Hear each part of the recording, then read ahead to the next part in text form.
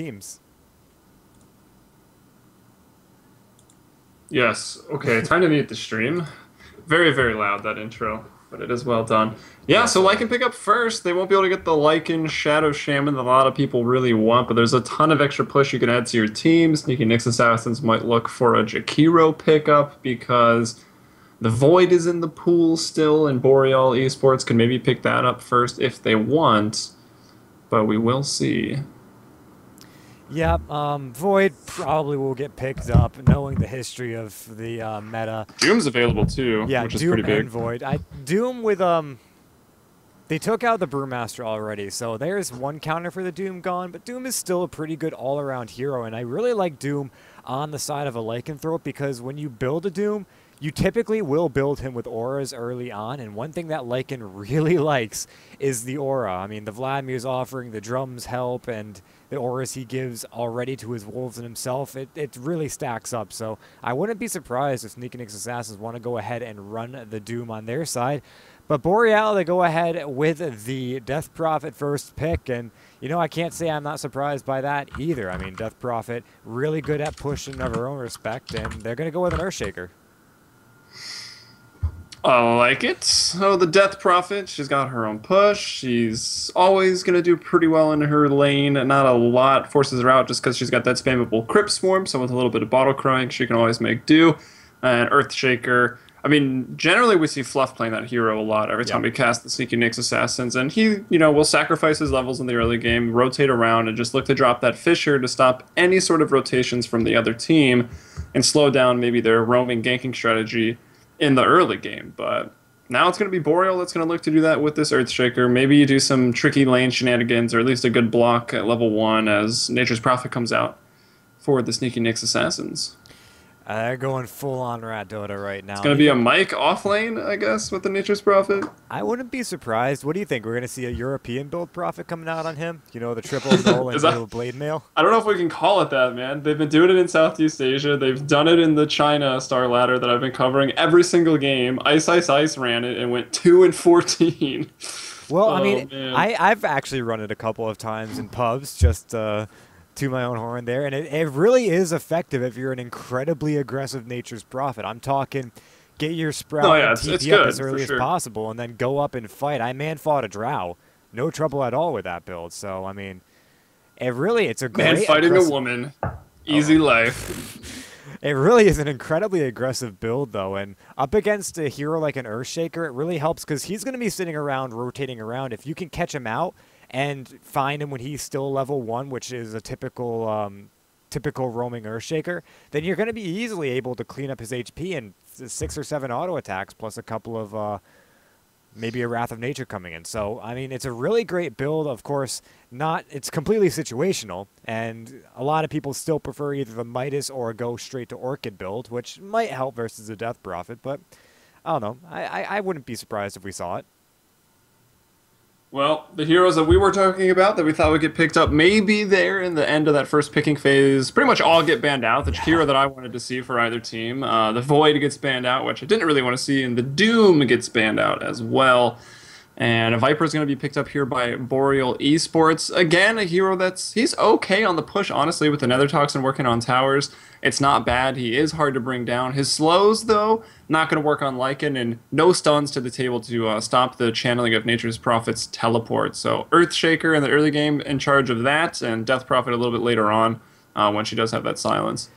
Yeah, Viper, you basically draft up to win your lane, though. If they run him in the mid lane, which they've got a Death Prophet, so I imagine it's going to be a carry Viper, but we're talking ifs right now. I mean, Either or would be fine. Yeah, he wins his lane. You get close, you get take a couple of orb attacks from him, the Venom stacks up, and you have to lead the lane. He forces anyone out of XP range, out of gold and last hitting range, and ultimately he controls the pace of his lane really, really well. Not incredibly good at ganking, because he doesn't really have any very mobile spells despite him having wings, but still wins his lane, wins it effectively, and once he gets level 6, possibly a fast mechanism, which I think is the most popular build nowadays. It's a really strong hero, but the Jakiro ban out, I just like to say, is a real testament to how effective the flavor of the month heroes can actually be. This hero went from not even seen on the radar to second ban To the So, best. yeah, to the best. He's the best around. I mean, he's very good. He actually deals with Void pretty decently. He syncs up with Void if it's on your own team, and he does well against Void as well, just dropping the Ice Path and the Macro Pyres inside Yep. of those Chronos. It's kind of like the And old also, his push at Darkseer. level 1 is so good. It's kind of like the old Darkseer Jakiro combo. If you think a while back, that used to be picked up almost every other game. Yeah. But yeah, Disruptor comes out, and you know, Disruptor's not too bad. He helps versus Lycan if you want to try to get away. He helps versus Nature's Prophet. All those heroes. If you want to try. Yeah, I was just going to say all of them, but each one individually. But yeah, put them all under the umbrella, the Healy umbrella of the Disruptor counter, and yeah, they all pretty much suffer to that glimpse. Yeah, Glimpse, very, very good spell. Obviously, BKB does pretty well against the Glimpse, just so you don't go back, but generally you're using up a charge just to live and be defensive. So we'll see what the Disruptor can do. I feel like that's another fluff here. They have like all the fluff heroes over on the side of Boreal. There's maybe the Sand King that'll come out. They got Sand King, though. But it's Whitebeard. I mean, Whitebeard's the Disruptor player, so maybe that's the signature. They're just taking the signature heroes away from these members returning to Sneaky Nyx Assassins. Well, if they take the clock, then they'll have all of them, I guess. But I don't know. Sand King will definitely come out, which is a fluff hero. I don't think is Whitebeard a Sand. I think no, fluff is Mirana. That's right. He usually plays that Mirana. Yeah, probably. So I imagine Whitebeard would be taking that Sand King, and now we just got to see our SNA hero come out. What do you think if they're not going to run the Lycan mid, which I don't think they're going to run the Lycan mid, but what would they pick up then? I don't know. It's hard to tell. They want something in the mid lane. I was thinking maybe OD would come out for the Sneaky Nyx Assassins. OD, I mean, they're going to be going up against either the Death Prophet or the Viper. Does OD really go up match up against those guys very well? I mean, if you can put the Death Prophet under a couple times, it'll stop her from spamming and really slow down her farm. And she's intelligent, so it would affect her. And I mean, OD and Viper do okay. I think Viper wins that matchup now more so these days. I don't know. I could see it. I mean, I've seen OD picked up a couple times recently. It's a great big ultimate and a teamfight presence. There's not a whole lot of spammy spells, though, that you would want to have an OD on your team for the Essence Aura procs. That would really help. But it's going to be Invoker and Centaur, the two bans here. I think OD would be really, really greedy on their lineup. I would imagine they'd want to go for something more safe in the mid lane. Of course, they can't run the Brewmaster, which would be the ultimate safe in the mid lane, but they could go for something that, you know, just trades. Gets up a quick couple of items, maybe a fast mechanism to deal with the fast mech possibly coming out from the Viper and to allow for some counter push and ultimately just play it safe. Don't win the lane, but don't lose the lane kind of thing. And I wouldn't be surprised, you know, the OD could come out. And maybe they do Shadow Fiend. Shadow Fiend with the that would with be the mech. really greedy. You've got a Disruptor. What? No. Disruptor Earthshaker? Shadow Fiend with mech, though. It's the new meta. You put a Shadow Fiend up against a roaming Earthshaker Disruptor, you're going to have a bad time. Maybe. I don't know. Maybe. We'll see. I know. OD and Shadow Fiend, that's what I want. I don't know what they're going to pick. Honestly, there's probably a ton of heroes that might even be better than that. But it's Tidehunter on the dire here for Boreal Esports. They're going to take they were more worried about the global speed than they were the Ravage. They could, yeah. I mean, it's good here. I don't think it would... I don't like it against Earthshaker or Viper, though. That would hurt. Yeah, there's no hero that I think Boreal or that Sneaky Nyx Assassins want to just go up and... Maybe Weaver or even Storm Spirit. Just Weaver because could be fine. From Viper, and I don't know. It's great to have heroes that are not affected by it. They've already got one in the Lycan. Kind of, you can say Nature's Prophet's not affected because he can still just TP, but... We'll have to wait and see. I mean, the ball's in their court right now. They're the final pick of the drafting phase. We'll have to see what they ultimately want to go for. I mean, again, they're well and open to pick whatever they want to pick. Can you even keep Mirana as a core and get another support? Yeah, and I wouldn't be surprised if they either put Mirana as a core or put the Lycan as the mid and run someone else with this Mirana Sand King combo. So, again, they can do pretty much anything they want to do right now, and this is the beauty of the way they've drafted is they really haven't given away too much. There's the most obvious decision for them, and then there's countless other, not countless, but other decisions that they can make with this laning that... Literally not countable. They're going to go Darkseer. Huh. So that's Sna's hero. So they're going to Mid take Darkseer Darkseer. the mid lane, or what? Yeah, it's gonna. I don't see a Darkseer laning with a Mirana and a Sand King, so mid Darkseer. I think they'll maybe switch the Darkseer like, and they might send Ush middle. And there's IX Would Mike on they the Nature's really put a Prophet. tri lane with the Mirana and the Sand King and the Darkseer? Oh yeah, they might actually do that too. It's not a bad idea either. Huh. I mean, when it works early, it works, but it can be kind of risky when it doesn't. It is, Darkseer can 'cause always leave, go to the jungle. Sand Darkseer King is could really leave, level and dependent, dude. I wouldn't think they'd do that. Now, a Sand King and a Mirana are very roam oriented, so maybe they're gonna have a solo Darkseer with the Mirana. and they Sand could King leave him. only Whenever sitting they in that want. lane to get a kill. Yeah, and they could leave him whenever. But I don't know. I'm really interested to see how they're gonna do this one, as Ush did pick up the Lycanthrope. And Ush Yeah, we've is their seen carry Ush player. into the mid lane so- a couple times. Yeah, they we've do seen him send switch it us- up. Yeah, they definitely have done that before. I mean, I think more so than ever, the one position carry tends to go into the mid lane as often as he goes into the safe lane. So I don't know. It's whatever they want to do, as we're going to see exactly what they're going to do in the next couple of minutes. But for the They're smoking meantime, up. we have a smoke up, yep, on the side of... Ooh, wait, they are maybe. smoked up? No, they didn't. No, well, I mean, they were running out so aggressively, and they have a smoke and flush inventory. I thought they might, but Oh, it man. looks like they've split up. So false alarm, guys.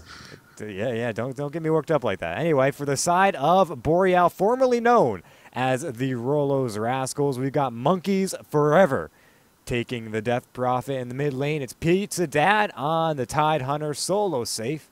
Jolly Joker will be our Joker on the Viper in this bottom lane here. Rolo going to be on the Disruptor, and Ja, or Ya, however you want to say it, he is going it's to be Ja. on the Earth Shaker. He's back. He's back from Korea, even though apparently he's been back for a few months. But I'm looking forward to seeing Ja again. I used to cast him, and you probably did as well, a bunch back in the early golden age of NEL. So I'm happy to see him back and playing. But now on the side, the Radiant, the Sneaky Nicks Assassins with the throwback, the retro lineup, as we were calling it in the Yeah. lobby. It's going to be Ush. He will be taking the mid lane here on the Lycan. Hal skilled up first just to get those early last hits.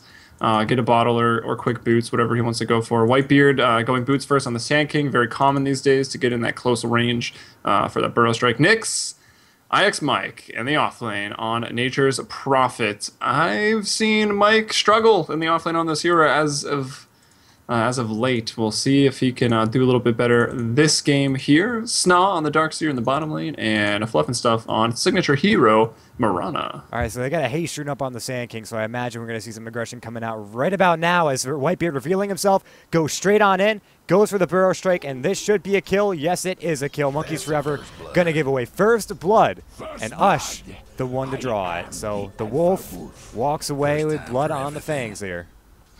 The wolf is at your door, Monkeys Forever. He's gonna be careful. Monkeys Forever announced that he was very tired. He's been up all day, Yeah. so ganking him early, trying to get him on that tilt, I guess.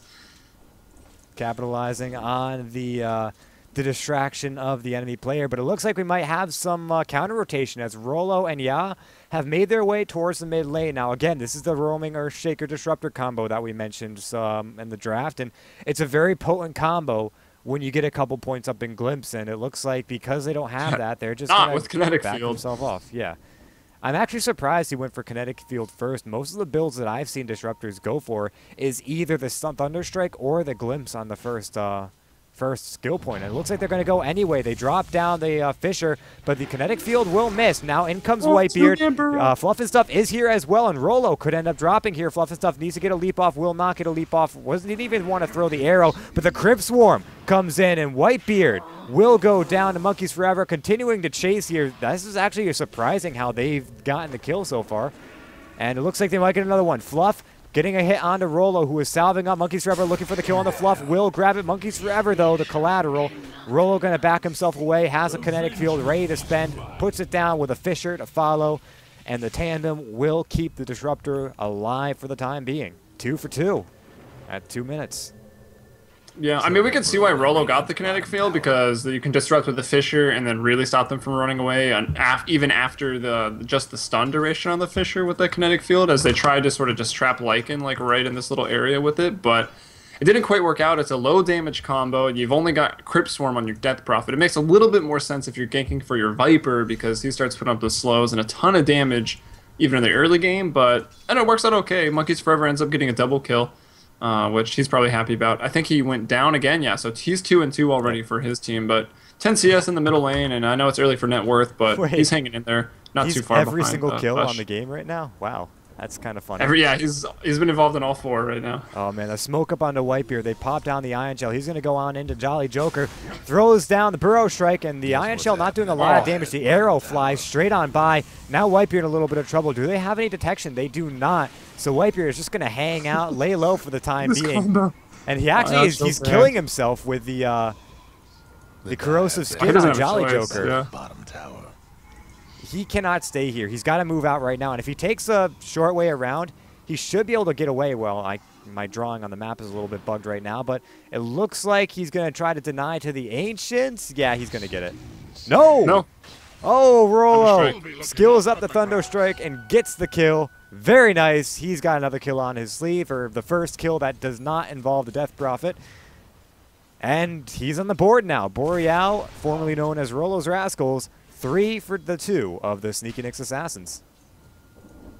Yeah, and in the bottom lane, how is Snaw doing? 12-0 against that Viper, 13-4, so very even actually. It's not a terribly difficult lane for Darkseer. I mean, it's not fun because you kind of gotta rely on your Ion Shell, just getting those last hits, and maybe going in there and throwing a quick little jab that the Darkseer does. But this kind of goes into the draft what I was talking about, looking for the hero that's not affected by slows. So the Surge falls in line with that, and also you're allowed to use it on your allies, which is even better, because you can get them away from the Viper as well. Yeah, and his last hitting is going to get a lot better once he starts getting more points up in that Ion Shell, so that he doesn't have to worry about getting those jabs off to secure the last hits. Instead, only needs to rely on the extreme damage from the Ion Shell. So that'll start coming into play. He can actually just burst down waves really quickly, Ion Shelling himself under tower, so he should be fine for the time being. IX Mike, though, going to get fished on the top lane, and it'll only block him on the other side of the creep, so counting his blessings, I guess, right now.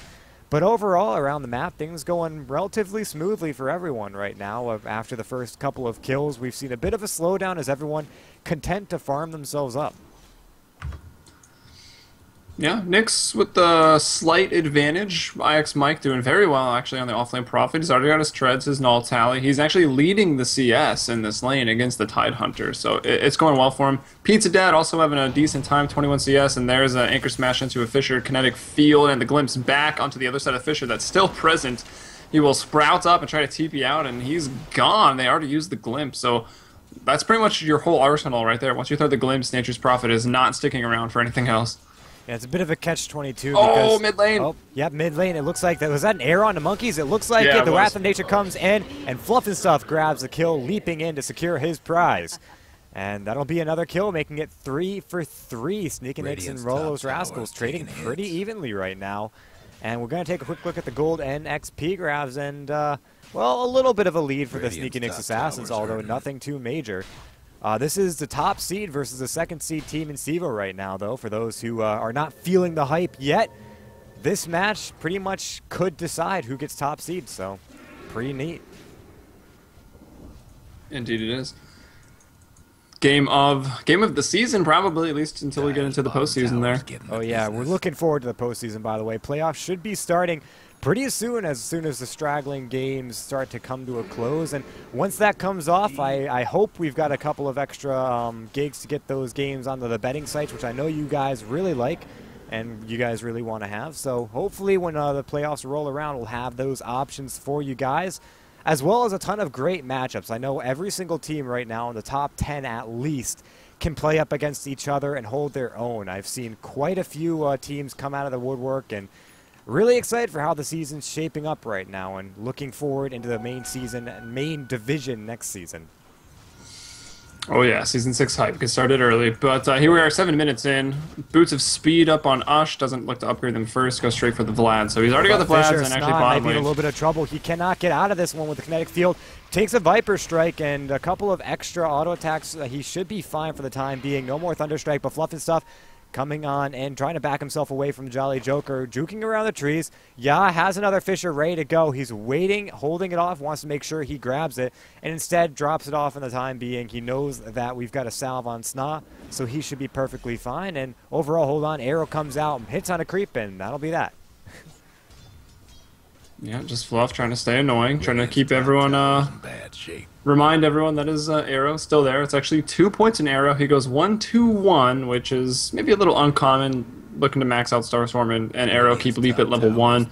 A lot of times, or maybe a couple weeks ago, you would just see 0 and then 4 in arrow, 4 in leap. But supports, if they feel like they're doing well, that they'll switch it up, and it pretty much just depends on the player, honestly, on what they like. As haste respawns bottom, gonna haste up to try to get it here, hoping the arrow would come in. Might have been better if Jaw just went and grabbed it, but Usher's just gonna chase here. He will not get blocked off and actually gonna leap over there, getting that attack speed out onto John. Ush getting attacked by the Viper, but it's not too big of a deal, as he still cannot be slowed. Fluff, however, 1 point in leap, 30-second cooldown, 15 on it now, is going to be okay because these Invis Wolves, the blocking here from Ush is pretty solid. That's kind of funny how Ush picked up that haste rune. I figured if he had popped, it'd be the most redundant thing ever, but he holds on to it for the time being, just to make sure he's at max move speed for more than just the duration of his ult. But meanwhile, I think Sneak and Nyx Assassins have been slowly accumulating a lead for the time being. They've gotten themselves another extra kill with that snipe off on the haste rune, and now their net worth and XP grabs are starting to go in their favor. So we're looking at a game where they could be pretty comfortable coming in for the next 10 to 15 minutes, and it looks like Monkeys Forever are going to run away from a haste rune. Ush stutter stepping a little bit. Now his Wolves continuing to be the intermittent factor here. Ush going to jump around the tower there, playing a little bit of ring around the rosy. The Fisher is going to miss. Whew, I don't think I've seen a Fisher like that miss in a very long time. Very unfortunate coming out from Ya. I think everyone on this team might be a little bit tired, and I mean, ultimately, you don't want to be missing Fishers like that, but sometimes it's hard to land them against haste already. It was close whether or not he was going to be up that hill, but yeah, he gets away. I know that Boreal has been playing Dota pretty much all day today. I'm not sure in what tournament it was, but they've been busy, that's for sure. As Mike continues to farm up here, 52 and 10. Top of the net worth is actually Lycan Ush, who we just saw playing hyper aggressive with that haste. Got the Staff of Wizardry up. Looking to go for the Necro at 4.7k net worth currently, 4.1 on IX Mike. And then we find the Death Prophet, who's doing pretty well. She's almost got her Yule Scepter. Not too far off of that. Yeah, with that Staff of Wizardry, if he gets a fast Necro book, this is going to be insanely hard to deal with. That not only opens up a whole new level of quick roshing, but it also means that Tier 1s just die. Now, IX Mike is in a lot of trouble, takes a Fisher and the Ravage, and both of those being spent, and still no kill. They didn't pick him up. That is a very unfortunate use of a cooldown for no return there. And now, a couple of rotations coming in. The arrow actually, Pizza Dad walking into that one. Fluff and Stuff going to come in, but realizes that his damage output probably isn't enough and backs himself out almost immediately. But, yeah, Ravage is now on cooldown, so Nyx can play a little bit more aggressive if they weren't playing aggressive already. Yeah, they've been pretty aggressive right now. The mech does come out here for Jolly Joker. He's not farming incredibly well here down in this lane. I believe Mirana's been causing him a bit of issues, some rotations. Just watching out for the Mirana Sand King, who have been about everywhere, but 41 CS, 11 minutes. He picks up the mech. Does not upgrade the boots, and going to be look to do that now. But middle lane, Monkeys could be in some trouble here, looking for the Sprout. They don't even need it. The Burrow Strike from Whitebeard comes in, and Ush with the double damage onto a killing spree. That is crazy amounts of damage coming out. That one swipe from Ush was just a huge chunk of Monkeys Forever's HP, and now they're going to continue pushing off this one. They have the DD still on Lycan, but he makes his way down towards Roche. And the space is being created by Fluff, IX Mike, and Whitebeard as they put pressure onto the mid-tier 2 tower. So this not only should be an easy Roche, but another easy tower. Yeah, another set of treants in about 5 seconds here on the Nature's Call. They got that Epicenter up right now as people trying to TP in. Rolo going to be the main focus of that Burrow Strike because he will fall, unfortunately. Now Moonlight Shadow will be cast before he goes down, and an Epi to fly, but not going to really do anything, as it doesn't really matter too much. Of the bases there. Ush about to go ahead and finish off this Roshan with the Necro books he's dropped. Look at these custom Necros! Or wait, what? Are they custom, or am I just losing my mind? You are losing. I don't think there is such a thing as a custom Necro. I don't think there is either, but that thing, maybe it was just the angle that the ranged was at. Yeah, I wouldn't think they'd give a custom icon, custom thing for something that you buy. maybe, oh, Boots of Travel is the only thing I can really think of, but... Oh, precedent has been set. I don't know. I don't think there is a custom Necro book. But anyway, Lycanthrope gets a really fast Roshan, and he's got a level 1 Necro on top of that one. So he's going to be able to push down towers with incredible speed, finds himself a regen rune, very, very scary, and ultimately now we've got a golden XP graph shooting northward into Nick's territory there. So really, really scary for Rolos Rascals right now. Even though they've got such a great lineup, they're falling a little bit behind right now in the early game. Yeah, the Darkseer just picks up his mech. Not too much later, he's got the Soul Ring mechanism up at about 13 minutes. It was Viper about 10.5 minutes who had picked up his mech and now finished up that Ring of Aquila. But the full Death Ball sort of is starting to emerge now from the Nyx Assassins. They're not too worried about the team fight that Boreal has to offer. Just a Ravage. We've seen one already. It didn't result in anything. And Pizza Dad going to TP straight into that arrow. Now a Burrow Strike off. Little Kraken out of that. The Ravage to fly, landing on most, but there's no follow-up to it. So not a good Ravage really at all. Whitebeard's still alive. Getting a bit of damage in there from the Sandstorm before he dies, but now Rolo going to quickly die right after the Disruptor. 1-for-1 on the supports. No Epi, though, on the Sand King, so it's kind of whatever. As Jolly Joker getting chased down will fall, and now Pizza Dad Fisher will keep him alive, but not the Tier 1 tower. Yep, and he's going to barely survive this urn. That was a very, very difficult fight for the Rolos Rascals. It looked like whenever you take a fight under your own Tier 1 tower, it's mostly you expect to win those fights, but the Sneaky Nyx Assassins just play with them right there. Now Ush taking a little bit of damage from the Exorcism in the mid lane, but he still has the Aegis. He's not worried about taking more damage than he can handle. It looks like, though, the Epi will fly into Monkeys Forever mid lane, pops down the Yule Scepter, and now the Exorcism just bursting him down. Fisher comes through. IX might could be in a little bit of trouble as well, but the Exorcism comes in, heals himself up. The arrow will fly through, and Fluff and Stuff with that stun will be able to clean up, like in the one again, to draw the blood there, and a 9-6. Score is up at 14 minutes 50 seconds. Sneaky Nyx Assassins leading up on the top of Boreal Esports. You know the drill. Man, Usher's just lived through everything. He's so far ahead right now. He's got a full Necro 3 for finished up, just needs it delivered. He's still holding on to the Aegis, Bottle, and the Vlad's. 9.1k net worth. We have another Necro Book 2 coming out here for IX Mike. So they're really just going full man push. They want to get this game over with quickly and head into game 2 as fast as possible. It'll be up to Boreal to obviously stop this. I mean, they've got Ravage, they've got Static Storm, but so far we haven't seen them sync up with those at all. And well, we all know what Exorcism can do, and really just saw it do, killing one person 1v3 about 30 seconds ago, but they just needed to all sync up. Yeah, and that Yule Scepter is an invaluable purchase for this Death Prophet. A lot of Death Prophets opt to go for this item first. There's a reason for that. It's because the Exorcism continues to go on, even when you're up in that Cyclone. So it just basically elongates your life for a very long time, and allows you to grab another couple of kills that you ultimately wouldn't have gotten. And it almost meant that he got out alive, too. Had the arrow not come in, that heal would have been enough. Arrow, speaking of, flies straight through everyone, splits the wickets a little bit. And now Daja, he'll send a Fisher out. They catch Ush, but not able to clean up him just yet. They're going to pull him back with a glimpse here. They keep him in with a kinetic field. The silence goes out, but still about half HP with an Aegis. Not worried at all. Oh, arrow flies through. Monkeys Forever taking that one. Whitebeard should be able to close the distance. Does not opt for it and will keep himself by the tower. Arrow not capitalized on, but Ush could drop here. He's not worried. He's going to get an Aegis for a tower. Aegis will pop, but in comes the Burrow Strike here. They drop down the wall of Replica, and the kinetic field goes out, catching 2 people in the Static Storm. IX Mike trying to come around, deal some damage here. Ush will fly in with his Shapeshift. Sadad trying to get a Ravage off, but gets stunned out immediately. Now Monkeys Forever tries to clean up the Whitebeard, but will get cleaned himself by Ush, coming around the Sneaky Wolf for the Sneaky Nyx Assassins. Makes his way up onto the high ground. 3 dead on the side of Rolos Rascals, 1 with a buyback, and the Tier 3 tower already being threatened. Ravage comes out, beats it down, taking a lot of damage from the Necro Creep. Rolo also could end up dropping here. This is not a dieback. He came down naturally, but he could just die. And yeah, he just dies. Wrath of Nature flies through.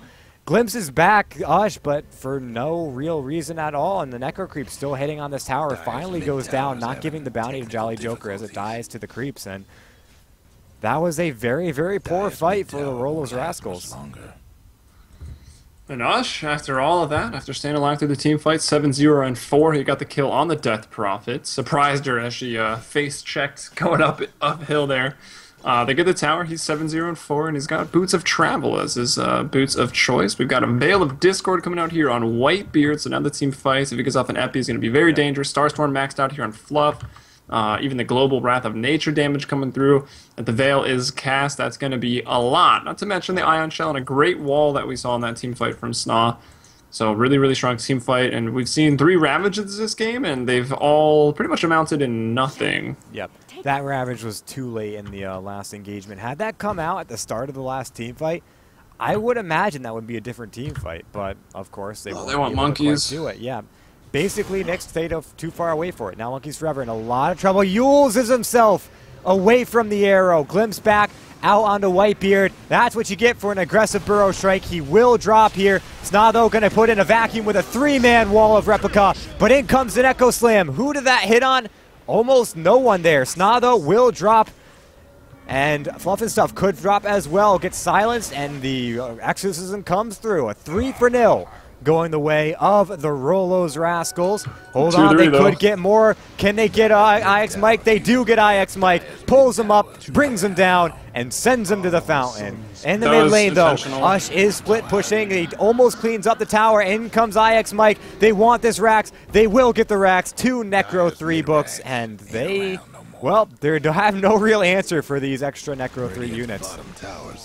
Yeah, that teamfight bottom was just staged by the Nyx Assassins. They were trying to buy so much time. Like, Mike was even just running around, just trying to die so that they would waste some time chasing him a little bit, and then he just buys back immediately, deposits a Necro 3, and Tier 3 tower and a melee Rax down here in the middle lane at 19.5 minutes. And with the gold lead that they had already acquired by about the 15-minute mark and taking a lane of Rax now before 20 minutes, the win percentage has got to be super high, but we see a Ravage on 4 just to survive in the bottom lane, and the vacuum out, and then Tidehunter drops. I stand corrected. The Echo Slam hits the Nature's Prophet and the Darkseer. That sounded like a great Echo Slam, but I didn't actually see it. It was just off my screen when he dropped it, so I heard it, sounded good, but I couldn't see anyone caught within it. I guess I was wrong, though. Did you hear the bass and then tremble afterwards? Bass and tremble. Yes, I heard that. Chicago Ted was actually the voice actor for Earthshaker, if anyone's wondering. Oh, yeah. I actually... yeah, it got all the treants, I guess. So it was okay damage, but it didn't really matter because they lost middle lane of Rax. They're going to lose top lane and now of Rax more too pressure. There's probably it's just they're trying to force this team fight down here while Ush does things top. Oh, man. In comes IX Mike, too. They're not even going to play games with this one. They just want it. They will get a kinetic field out onto Whitebeard, though. A vacuum, though, beautifully catches 2 people in, 2 dead, and, well, on top of that, you've got multiple Racks now going to die. Monkey's Forever TPing in, but TPing in straight on into the oven here. Hold on, Pizza taking up a lot of damage from Ush, but Ush just gonna back away. The Necro Creep's going through. Pizza Dad taking so much damage from the Necro Creeps, and IX Mike, he doesn't even care. Just cleans up the Racks, and 2 sets of Racks down. Ush wants this kill so bad. Ush, yeah, he's chasing it. Haystrom gets it. Monster kill for the monster himself. GG. He wasn't in monster out. form, but Just taking hits. I mean, think losing the 2 lanes of werewolf, Rax even now in in 21 minutes, you ain't coming back from that. And they've been out of sync this entire game, so I think they're ready to head into game 2 and try to go for the trade of games here in these 2